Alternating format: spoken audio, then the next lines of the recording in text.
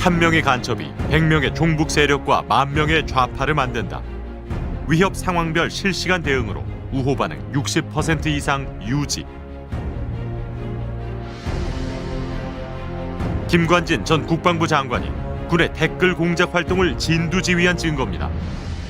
문건이 다 일관되게 김관진 장관의 주도로 총선에 직접 개입을 했다는 것을 보여주는 문건이라서 의미가 있는 거죠. 검찰은 김 전 장관이 국내 정치에 관여한 혐의로 구속영장을 청구했습니다. 하지만 구속 11일 만에 풀려난 김관진 전 장관. 어떻게 임하실 계획이세요? 잠시만. 아니 잠시만. 됐다고 보시는 거죠? 예, 앞으로 수사에 계속 성실히 할 겁니다.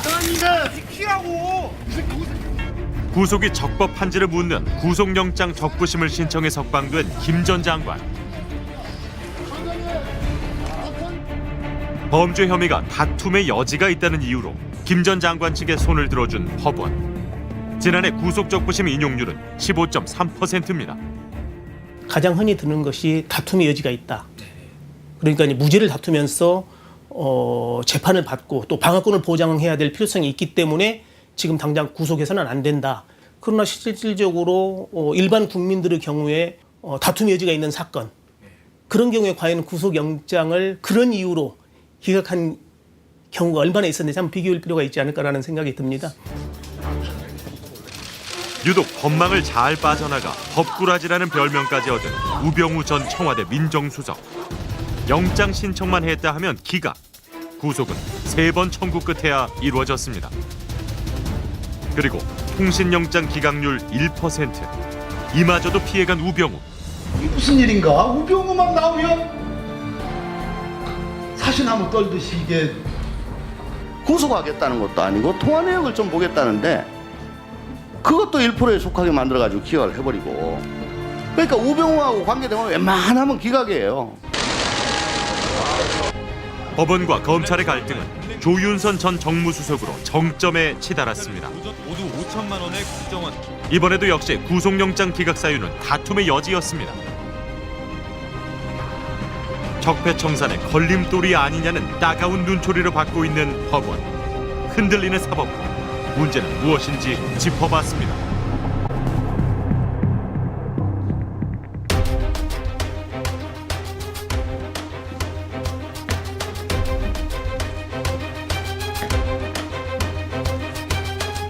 안녕하십니까.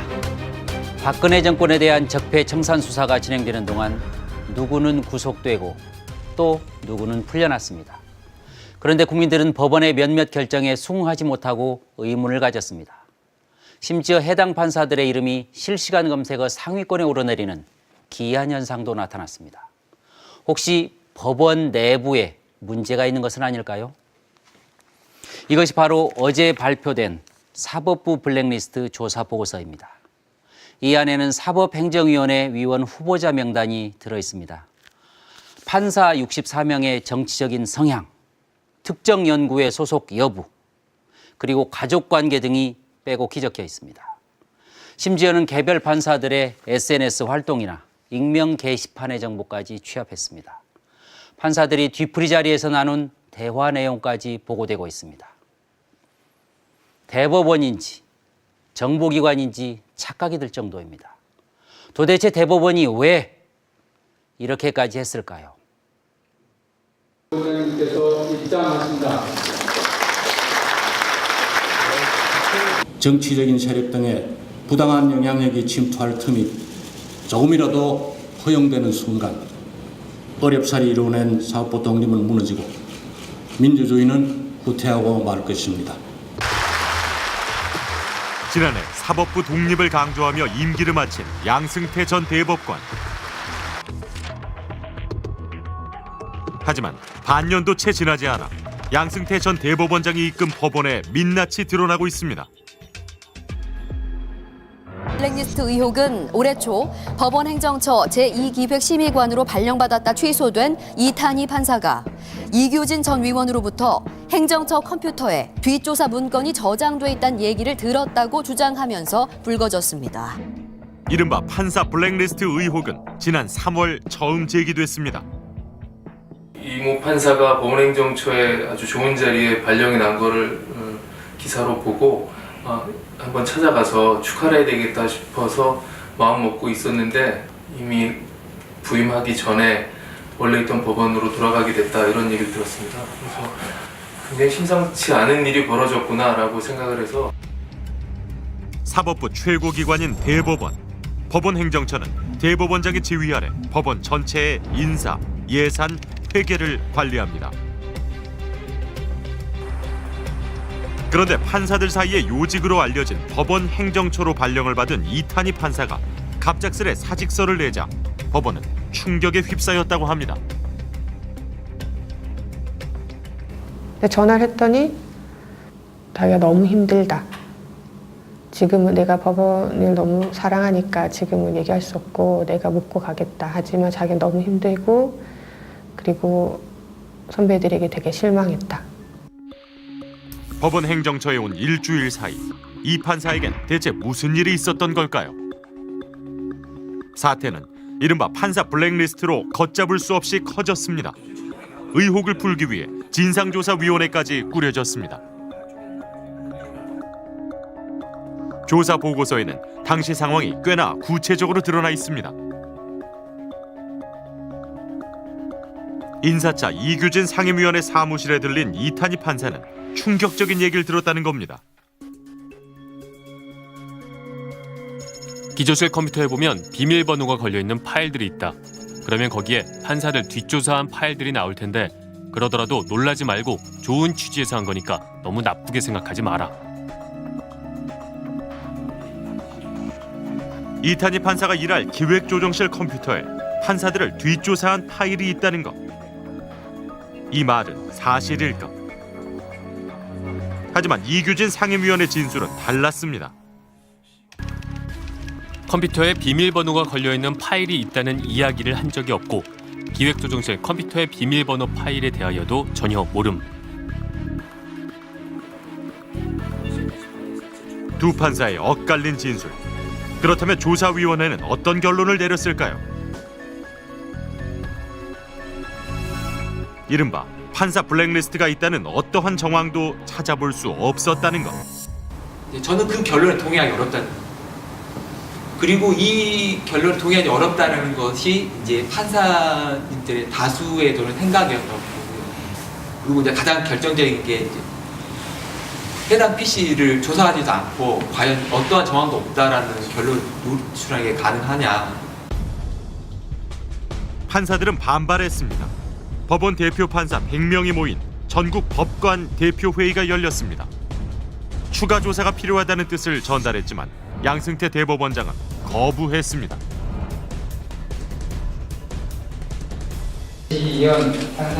판사들을 뒷조사한 파일이 과연 판사 블랙리스트냐 아니냐를 두고 논란이 일기 시작했습니다. 법원행정처는 대법원의 인사 결정을 이제 도와줘야 되는 입장이거든요. 그리고 이제 인사에 필요한 자료가 필요합니다.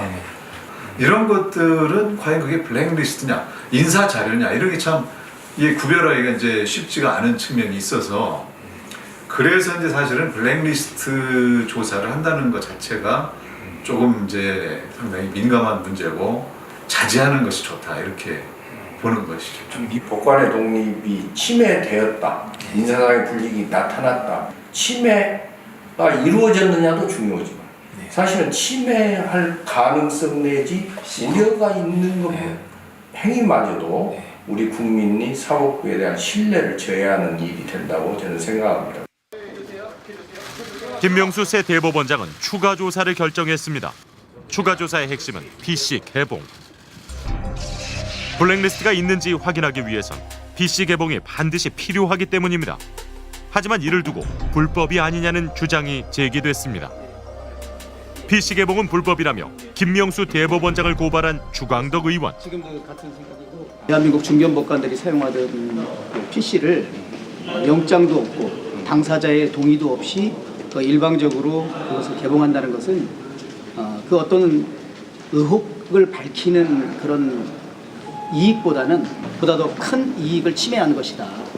그래서 이거는 우리 사법 역사상 아주 매우 수치스러운 그런 일이 될 수 있다. 비밀 침해죄인지 아닌지 여부는 사실은 그 블랙리스트가 있는지 없는지 그리고 블랙리스트에 담긴 내용이 무엇인지에 의해서 사실은 판단이 됩니다.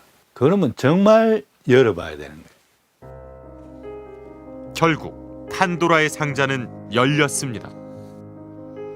문제 파일들이 무더기로 쏟아졌습니다. 판사 64명의 신상을 파악하고 판사 개개인의 성향을 규정하기까지 합니다. 법원 행정처가 작성한 판사 블랙리스트는 사찰 활동의 명백한 증거입니다. 의심스러운 정황은 지난해 작성된 조사 보고서에서도 엿볼 수 있었습니다.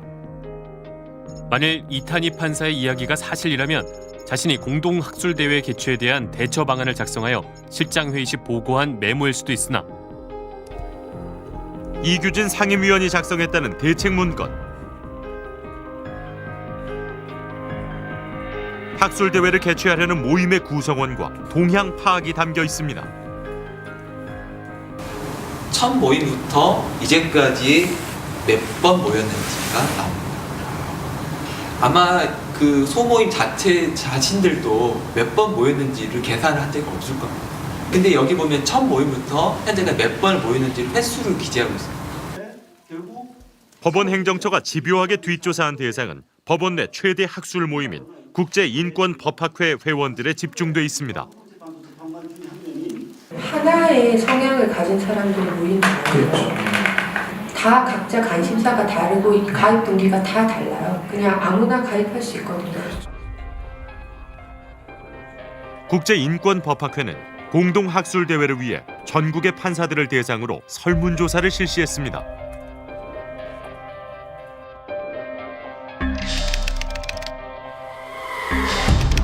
제왕적 대법원장의 문제점을 지적하고 법관의 독립성을 침해하는 요인은 무엇인지 물었습니다.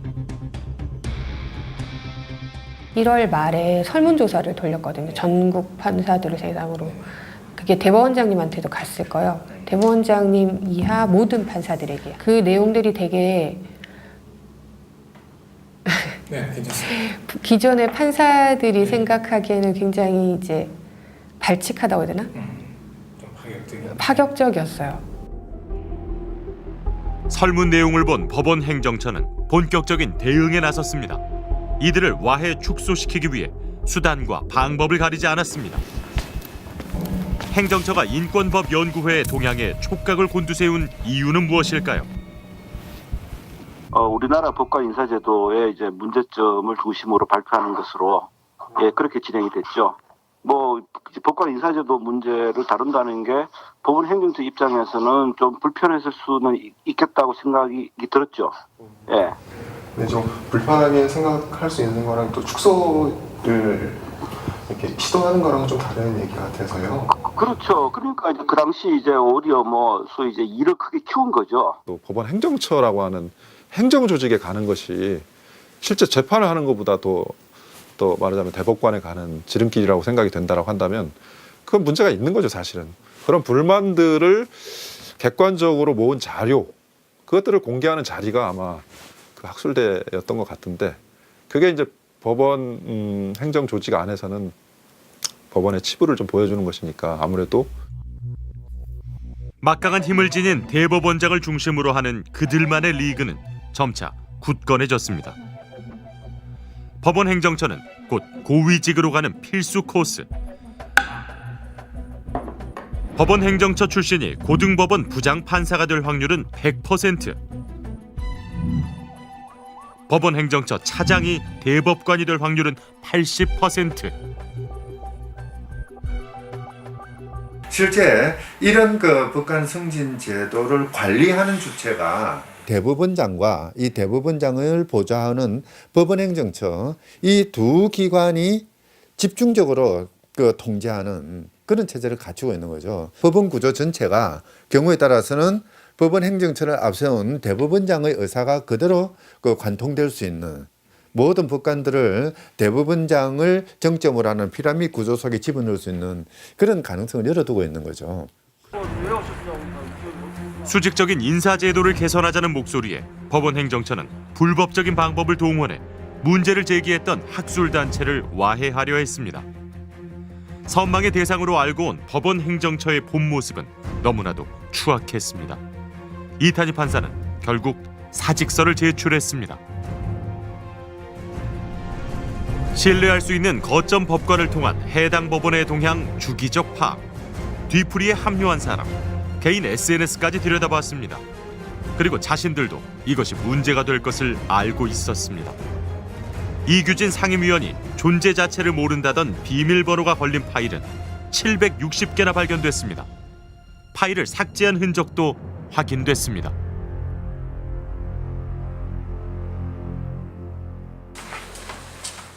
사법부에서 작성했다고는 도저히 믿기 힘든 판사 블랙리스트. 법원 내부의 반응이 궁금했습니다. 어렵게 용기를 낸 한 현직 판사를 만났습니다.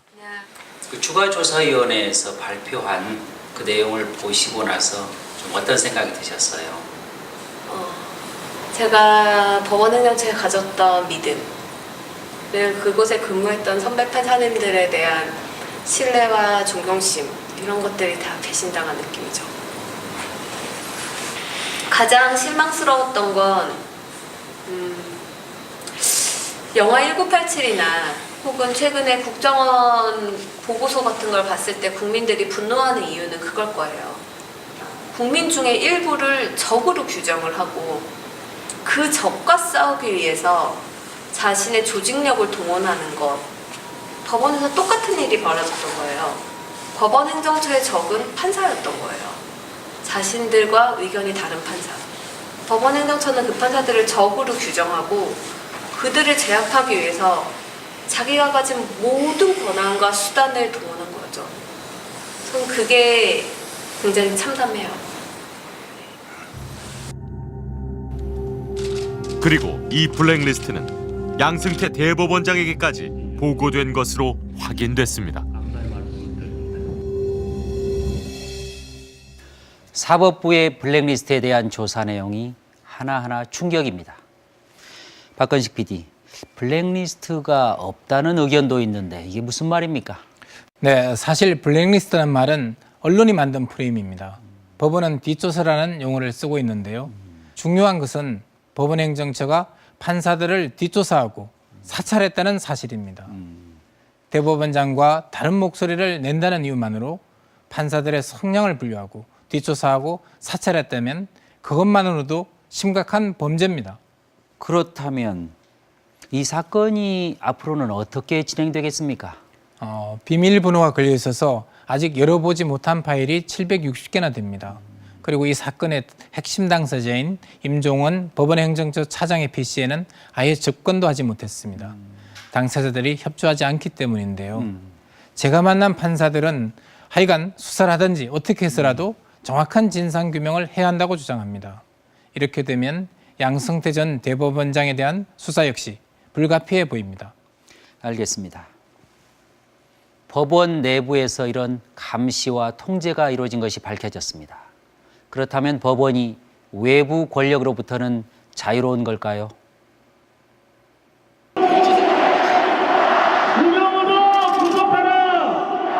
2016년 평화롭게 광장을 채운 촛불 시민은 비정상의 정상화를 이끌어냈습니다.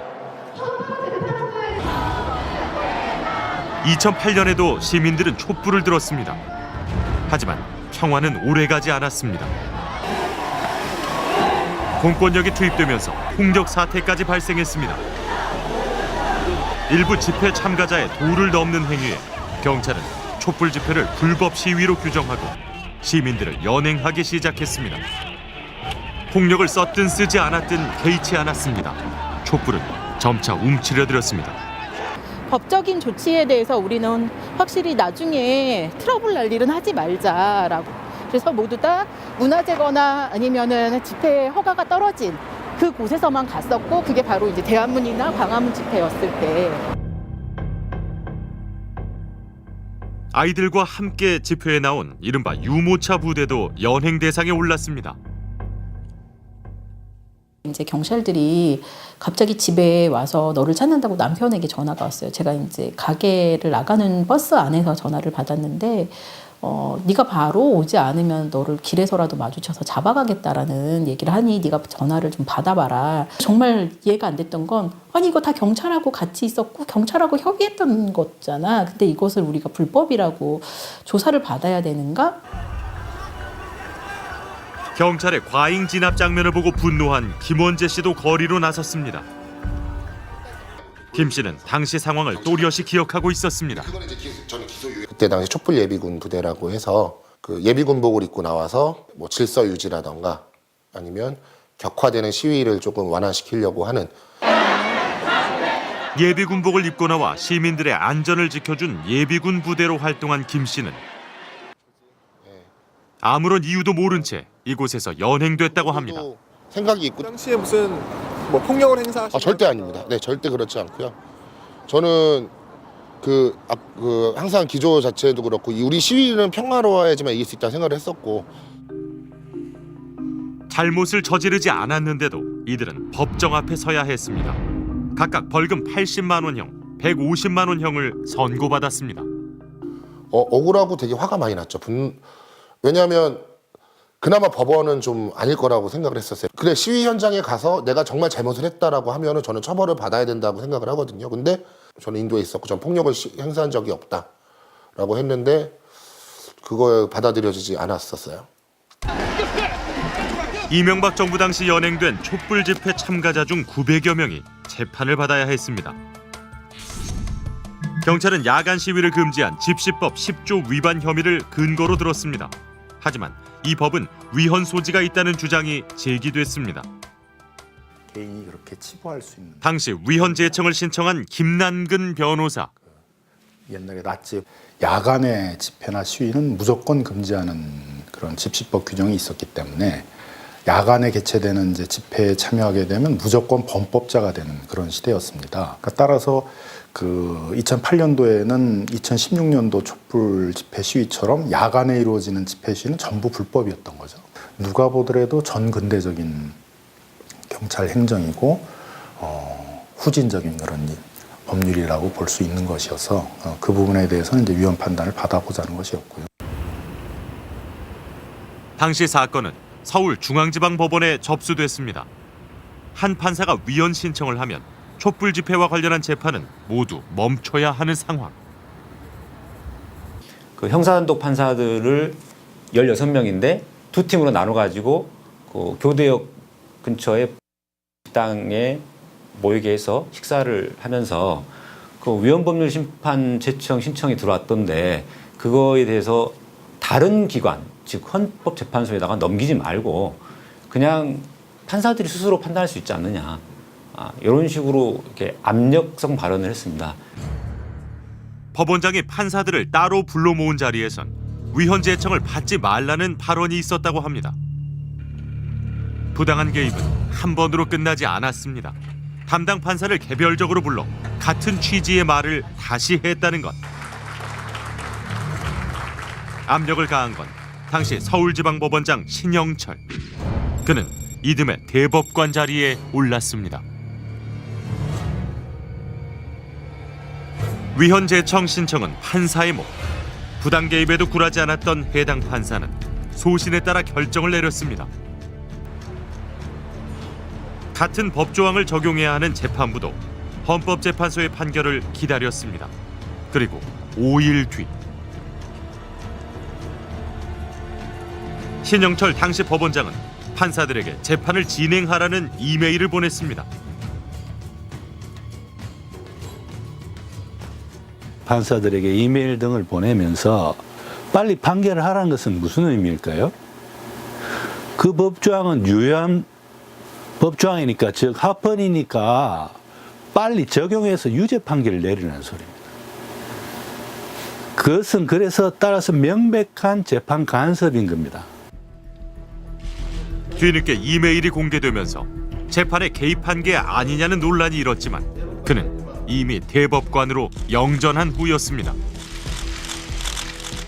법대로 하자는 것을 압력이라고 해석한다면 저는 동의하기 어렵습니다. 자진 사퇴할 의향은 있으신가요? 전혀 없습니다. 네. 같은 시기 압력성 발언에도 굴하지 않고 소신에 따라 판결을 내렸던 박재영 판사는 결국 법복을 벗었습니다. 논란은 5차 사법 파동으로 이어졌습니다. 신영철 대법관의 재판 개입 파문과 관련해 동료 대법관까지 비판에 합류했고 잇따라 판사 회의를 열고 신영철 대법관에게 사실상 사퇴를 촉구하고 있습니다. 하지만 사퇴 요구에도 그는 버티기로 일관했습니다. 6년의 임기를 다 마친 뒤에야 물러난 신영철 전 대법관. 그는 왜 촛불 재판에 개입했을까요? 승진에 대한 욕구, 대법관이 되고자 하는 명예 심리, 사법행정이라는 미명하에 그렇게 해온 게 바로 그 사건의 가장 핵심 원인이고. 하지만 신영철 전 대법관은 재판 개입 논란에 대해 변함없는 소신을 갖고 있었습니다.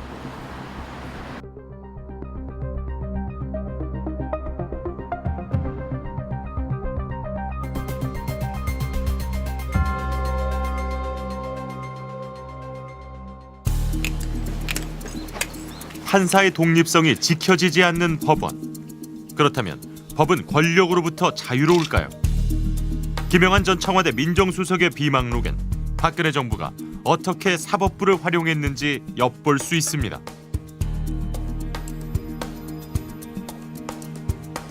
법원이 지나치게 강대화되고 공룡화됐다. 견제 수단이 생길 때마다 길을 들여야 한다. 비망록엔 법관들의 이름이 수시로 등장합니다.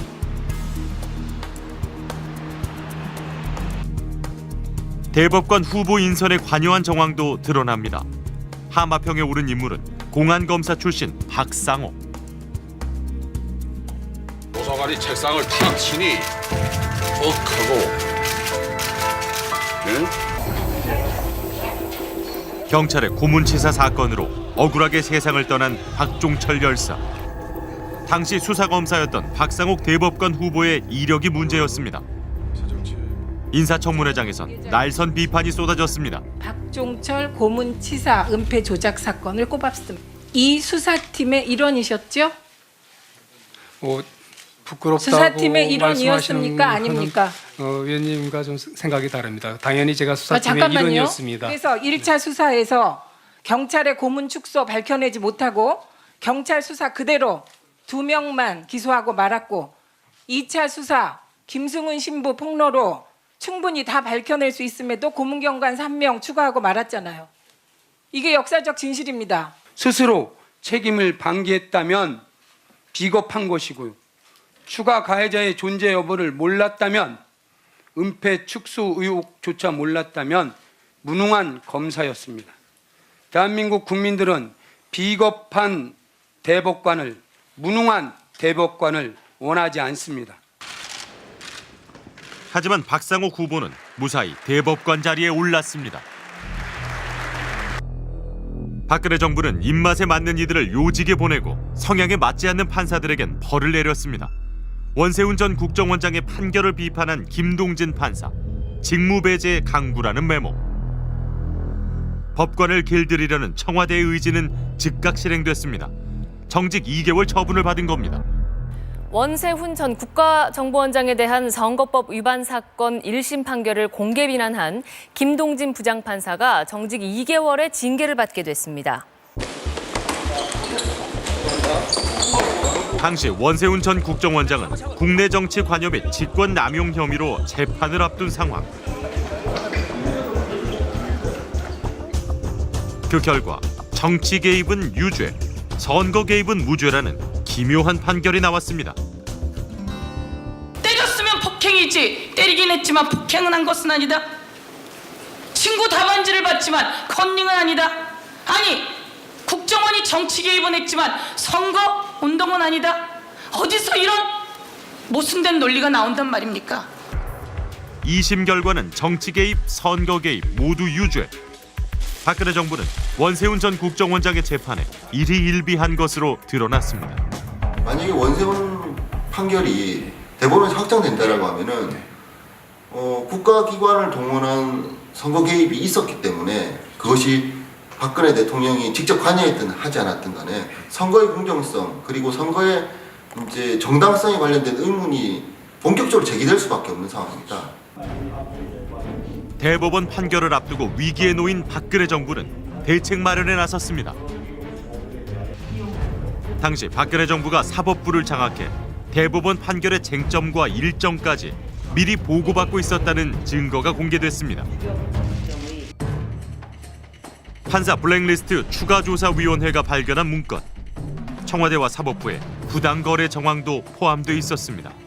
다급해진 우병우 전 민정수석은 상고심을 전원 합의체에 회부해 줄 것을 희망하는 구체적인 요구사항을 냈습니다. 법원 행정처는 이에 부응해 재판부의 의중을 파악하기 위해 노력하는 중이라는 뜻을 전했습니다. 법원 행정처가 청와대와 재판부의 가교 역할을 한 셈. 대법원은 증거 능력을 문제 삼아 사건을 파기환송. 청와대의 바람대로 전원 합의체에 회부됐고 결과는 13대 0. 이 문건을 확인한 판사들은 충격을 넘어 치욕을 느꼈다고 합니다.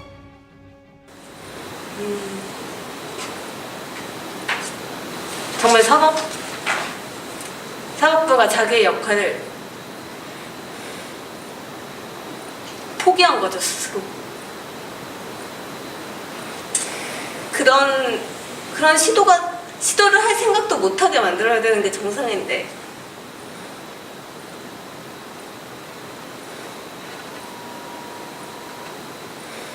이건 정말 그런 시도를 했다는 것만으로도 정말 헌법의 근간을 흔드는 일이라고 생각하고,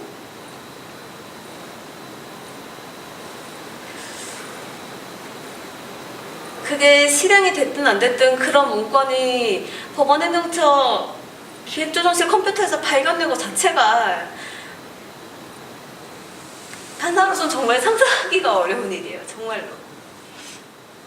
과거의 어떤 그런 권위주의 정권에 맞춰가지고 무리하게 이루어졌던 판례들에 대해서 다시 점검하고 한번 검토를 해보겠다라는 그런 태도들을 이제 보여주고 있지는 않기 때문에 국민들이 보기에는 정권이 바뀌었다 그래서 무슨 사법부까지 바뀌겠어? 뭐 사법부가 지금 그렇게 개혁이 되겠어라는 그런 회의적인 시각들이 있는 거죠.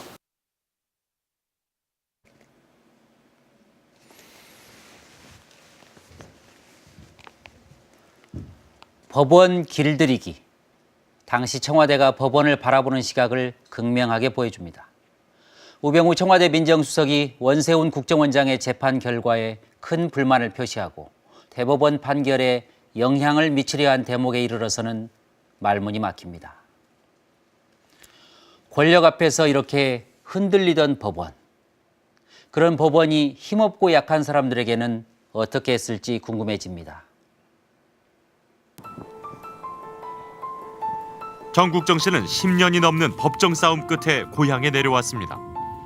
LG전자의 사내 비리를 고발한 뒤 해고된 그는 복직을 하기 위해 너무 많은 것을 포기해야만 했습니다. 아버지 어머니한테 너무 못한 게 많고, 특히 어머니는 제가 회사에서 쫓겨나고 이렇게 장기 소송하고 그런 과정에 장가도 못 가고,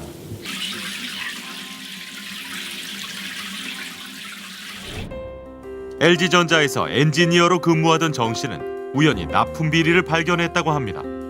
이를 사내 감사팀에 고발했지만 돌아온 것은 승진 누락과 대기 발령. 직장 내 왕따로 몰려 해고까지 당해야 했습니다. 정 씨에게 남은 건 소송 관련 자료뿐. 이제는 법률 전문가 못지않은 법률 상식을 자랑하는 정국정 씨. 하지만 검찰과 법원의 온갖 법조 비리까지 경험했다고 합니다. 대법관 출신 변호사, 그러니까 행정소송에서 LG전자 쪽 손을 들어줬던 재판장이 퇴임해가지고 변호사로서 이 민사사건에 LG전자를 대리하는 변호사로 참여했습니다. 원심 판결을 파기하고 자신의 소송을 담당했던 대법관이 퇴임 후 사측의 변호사로 이름을 올렸다는 겁니다. 법무법인 태평양의 담당 변호사 고현철. 제 권리는 LG전자 대법관 출신 변호사가 다 가져가 버렸습니다. 제 15년 소송이 물거품이 되어버렸습니다. 제가 당했습니다.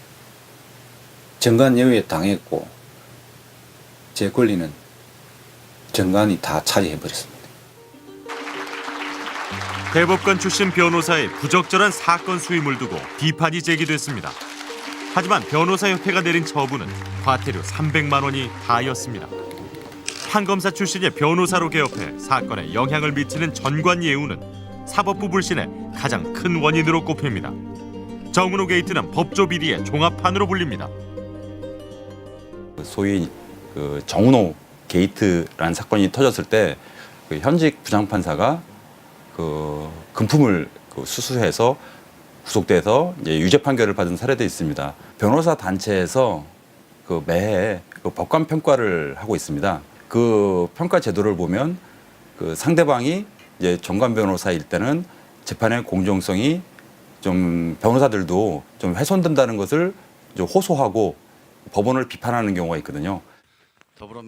그러나 국민들이 느끼는 현실과 대법관이 느끼는 현실의 차이는 커 보입니다. 저는 제가 한 적도 없고요. 사법부에 26년간 있으면서 정확히 주위에서 정관예우를 했다는 판사를 못 봤습니다. 대법관을 영입한 대형 로펌들을 찾아가 봤습니다. 저희도 고등법원 부장 출신, 법원 원장 출신, 대법관 출신 다 있으니까 그건 상황 봐가지고서는 저희 합의해 주셔야 되고요. 상급 시민만큼 수임료 또한 만만치 않다고 합니다. 안전요원도 저기 하는데 얘가 그럼 나중에 대법원까지 갔을 때 많이 안 해주시면 그렇게 하는 거예요. 근데 그분은 엄청 좀 많이 비싸요. 아무래도 좀 비용 좀 될 수밖에 없는 그런 구조인데요. 이제 1심에서 1억을 넣었다, 2심에서 2억을 넣었다, 한 곳이면 9억 가는 꼭더 써야 된다면 더 높은 금액을 받을 수도 있어요. 억소리 나는 수임료.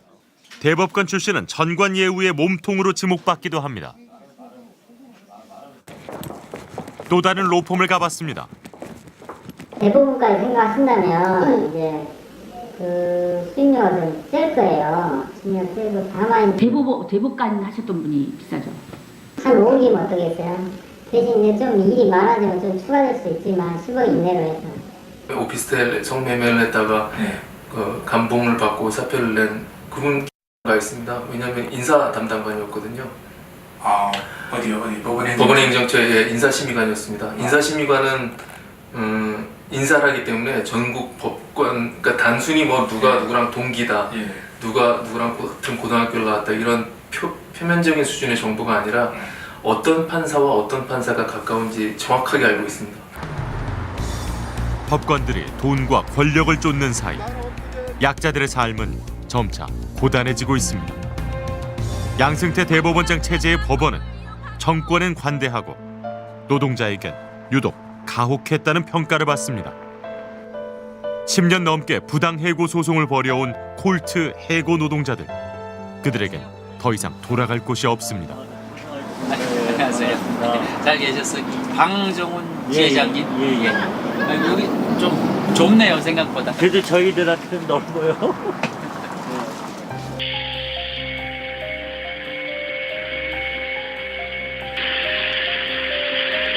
세계 최고의 점유율을 자랑하던 기타 생산업체 콜트는 노동자들의 자부심이었습니다. 그런데 돌연 사측은 공장의 문을 닫고 폐업 절차에 들어갔습니다. 기타 주문이 충분하지 않아서라고 했습니다. 노동자들은 납득할 수 없었습니다. 왜 우리 일밖에 할 것이 없는 노동자들이 이 길거리가 나도 그러지고 또 해고를 당해줘야 됩니까? 회사는 긴박한 경영상의 이유로 노동자들을 해고했습니다. 다시 찾아와야 된다. 회사의 순이익은 매년 60억 원 이상, 2007년도의 순이익은 100억 원을 넘었습니다. 서울고등법원은 긴박한 경영상의 이유가 인정되지 않는다며 노동자들의 손을 들어주었습니다. 대법원은 정리해고는 부당하다고 확정했습니다. 그러면 대법까지 그렇게 판결이 났으면 회사에서는 꼭 시켜야 되는 거 아닌가요? 어떻게 된 건가요? 회사는 공장을 매각해가지고 돌아갈 곳이 없다. 이렇게 해서 다시 재해고를 시켰어요. 복직도 시키지 않고 다시 재해고를 시켰어요. 그러나 사측은 대법원의 판결마저 무시한 채 공장을 해외로 이전해버렸습니다. 노동자들이 돌아올 곳을 아예 없애버린 겁니다. 사측과 노동자들의 지난한 법정 다툼은 계속됐습니다. 노동자들은 위장 폐업이라고 주장했지만 대법원의 판결은 달랐습니다. 공장이 문을 닫았으니 돌아갈 곳도 없다는 것. 긴박한 경영상의 이유 때문에 애만 해고하게 돼 있는데 지금 말씀하신 거는 미래의 경영상의 위기라고 하면 그거를 가지고 해고 판결을 했다는 건 좀 이상한데. 그러니까 저희들이 억울해서 지금 이 투쟁을 못 놓고 11년 동안 싸우고 있는 거죠. 잘못을 저지른 자와 피해를 보는 자가 다르기 때문에 아주 엄격해야 됩니다. 지극히 제한된 경우에만 해야 되고요. 미래의 경영위기가 있을 때도 정리해고를 할 수 있다? 어떻게 그걸 합니까? 판사가 예언을 합니까? 전혀 법적인 구조에도 맞지 않고요. 왜 그래야 되냐? 사용자, 가진 사람, 재벌 그 입장에 부합하려고, 맞게 하려고 대법원이 부역을 한 거죠. 권력가라든지 재벌과 관련된 재판에서 왜곡된 또는 국민분들이 이해하기 어려운 결론이 나면은 전체적으로 사법 시스템에 대한 신뢰도가 떨어집니다. 그러면 그냥 사법이라는 시스템으로 문제를 해결하게 되는 우리 사회에 사는 많은 국민들이 다 피해를 보게 되는 거예요. 이들은 오늘도 차가운 길 위에 서 있습니다. 대법원은 힘없는 자들의 마지막 희망까지 앗아갔습니다. 사법부에 대한 국민들의 신뢰는 떨어질 대로 떨어져 있습니다. 그 어떤 것에도 흔들리지 않는 판결만이 무너진 사법 정의를 다시 세우는 첫걸음입니다. 누구도 그 어떤 사람도 법 위에 있을 수는 없습니다. 적폐나 특권이 더 이상 법 위에 군림해서는 안 될 것입니다. 이번에 나온 사법부 블랙리스트 조사 결과는 법원에 대한 신뢰를 뿌리채 흔들고 있습니다. 이 문제의 실체를 엄정하게 수사하고 책임을 밝히지 못한다면 사법부의 미래는 없을 것입니다. 국민들은 이미 몇 차례 사법파동이 용두사미로 전락했던 과거를 기억하고 있습니다. 섣불리 봉합하기보다는 문제의 근본을 해결해야 합니다. 그래서 만인 앞에 평등한 법원으로 다시 태어나기를 바랍니다. 비디수첩은 그 과정을 끝까지 지켜보겠습니다. 오늘 방송 여기서 마치겠습니다.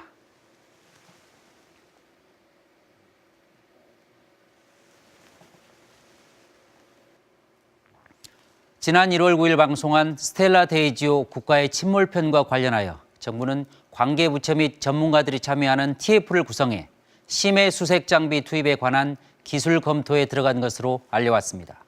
하루빨리 정확한 사고 원인이 밝혀지기를 바랍니다. 11살 딸 아이를 감금하고 학대해온 아버지가 오늘 7살 아들을 욕실에 가두고 락스까지 뿌리며 학대하다 숨지게 한 이른바 지난달 원형 실종 신고된 후 찾지 못했던 도준이 양이 전북 군산에서 결국 시신으로 발견됐습니다. 앞에 좀 보자랑 좀 벗겨봐요. 아이 학대하고 폭행하신 거 인정하십니까? 이 학대하고 폭행한 적 없습니다. 이 정도 됩니다. 분명히 이제 나중에는 이제 이쪽으로 갈게요. 도움을 요청할 때도 없고 어린 것이 얼마나 불쌍하냐고요. 본 사람은 없잖아. 애가 있는데 한 번도 본 사람이 없어. 안 데리고 나온 거겠죠.